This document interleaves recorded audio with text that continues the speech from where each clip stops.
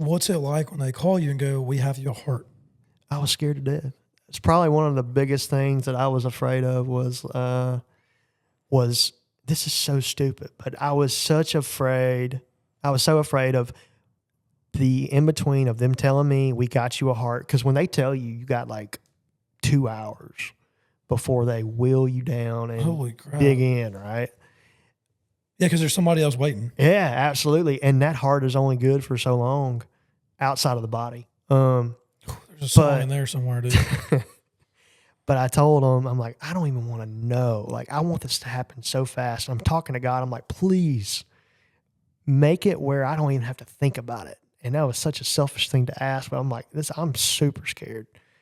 And sure enough, this is so cool. They brought the heart in for somebody else.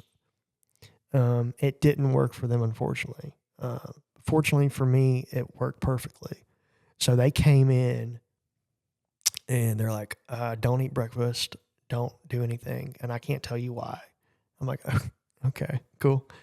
And they wheeled in and said, we've got a heart. We've got to go now. So they literally, my mom and dad were not even to the hospital before they wheeled me back.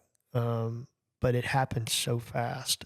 I didn't have time to think about it. I think I was knocked out on the way to the OR. So prayer answered. It's pretty cool. How long of a surgery was that? They said it was supposed to be 6 to 12 hours and took my doctor 3.5. And in that time period, they had put this balloon in me to keep my heart pumping. They took that out. They took the defibrillator out. They put the heart in, took the old heart out, and 3.5 hours. And then he apologized. He's like, I'm sorry it took so long. Man, kind of like 33 years and 3 days. And oh my gosh. That's pretty representative to me. Dude.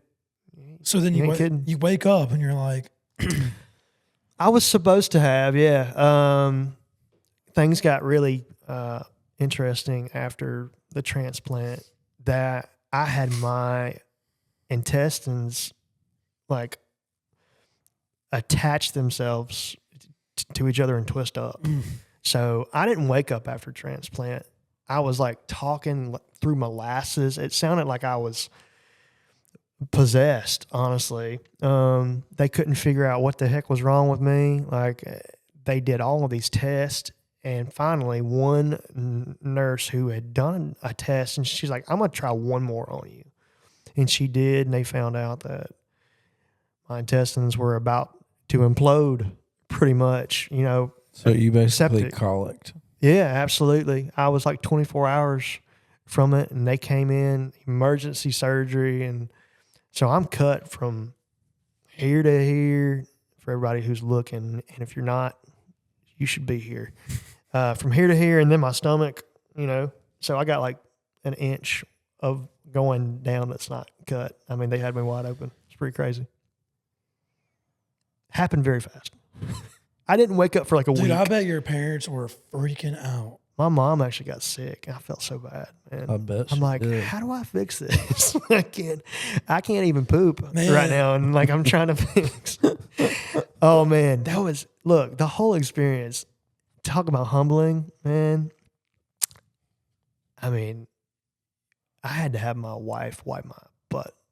You know what I mean? Like I think everybody in that hospital saw my butt and everything else. I have no dignity left. And I had one male nurse, poor guy, such a nice fella too. But it was his first night in the ICU, and I hadn't pooped in like 15 days, and I just started shitting everywhere. And I couldn't stop. And he's right there. He's like, again? I'm like, yeah, man. This is probably a lot more than y'all asked for, but I don't care. I love it. You go through a heart transplant and just poop everywhere except a place you're supposed to, and you'll talk about it too. It was awesome. Oh, dude! I think this is our January episode. I think like you're our New Year episode. So this is just freaking great. I love knowing that in my head right now. We're starting the new year off with this episode, man. I thought the big deal was the heart, man, but it was actually your butthole. You know, and what a funny thing it would have been if I got the heart, worked fine, and then I died from my intestines. I don't know if it'd have been God. funny, but Somebody better would who would laugh, man. That's dude, it's incredible and scary. yeah. So through this, through all the torture, like obviously there was a point in time where you were like, at least I'm assuming your brain is probably telling you that you're gonna die. Yeah. Like you probably believe with every fiber in your being that you're like, there's no way that this is actually gonna go well. Like they're gonna remove my heart and put another one in there after it just didn't work for somebody else. Yeah. And my heart's been failing for this long, so if it doesn't work and they got to put mine back in, then I'm still stuck. Like, My heart was gone. I would have croaked right there on the table. Okay, right. So, I was ready for it. It's fine. at what point and what was the conversation like? Where, all right. So you said before this you weren't really proud of who you were. Maybe your faith journey wasn't even existent. You know, I'm not trying to put words in your mouth. No. I mean, that's easy to say. Okay. So you pretty much get saved in the hospital as you're dying. And what does that look like to you? Like, you're like, all right, God, like, as of right now, I probably wouldn't make it into heaven. I don't know Jesus. Like, what? Tell me, like, how did you come to know the Lord through that? Obviously, He was the only person. Yeah, absolutely. You know? I mean, I grew up Southern Baptist, so I always knew about Jesus. I feel like we all know about Jesus. Someone says, "Hey, are you saved?" Yeah, I know Jesus. But I never had a relationship with Jesus. So I think He saved me, absolutely, because the gospel in its most pure form is saved by grace through faith in Jesus. Anything else added or anything else subtracted is man-made, and I think it's mud on the gospel. But I did not have a relationship with Jesus. I know for a fact. So getting sick was the only way that I was going to live eternally. As a matter of fact, I got baptized when I was 9, and I didn't know what the heck I was doing. And I got baptized again on Mother's Day. No. What day? It was Easter. I got baptized on Easter in the hospital in my shower by one of my best friends in the world, Lonnie Allen. Played for Alan Jackson for years and years, and just one of my mentors, but loves Jesus, man. And that's what I wanted. Him and his family there, and my family, and had some nurses in the room, which was amazing.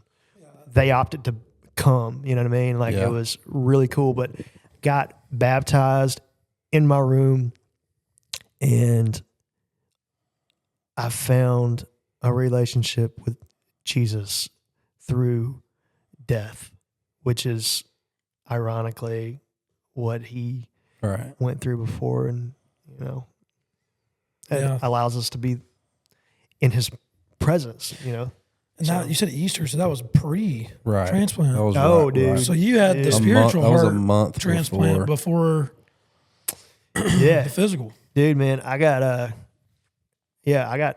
3 birthdays. I got my birthday, which is in 2 days, and then I got my transplant birthday, and then I got my Jesus family birthday. And most of them happened right there in that hospital, which is insane. But it's really cool too. It's not the story I would have written for myself. I mean, who the heck wants to have a heart transplant? But it's a story now that I own, and I'm proud of, and I'm just thankful for, honestly. People are like, man, you inspired this, and this. I'm like, I didn't inspire anything, my man. I promise you that. Because inside I was screaming. But what it came out of my mouth was just peace. The Bible talks about a peace that surpasses all understanding. And I never knew what the heck that meant until I was laying in that bed, and they're like, we don't know if this is going to work or not. I'm like, okay. So everybody get ready, because this could be it, man.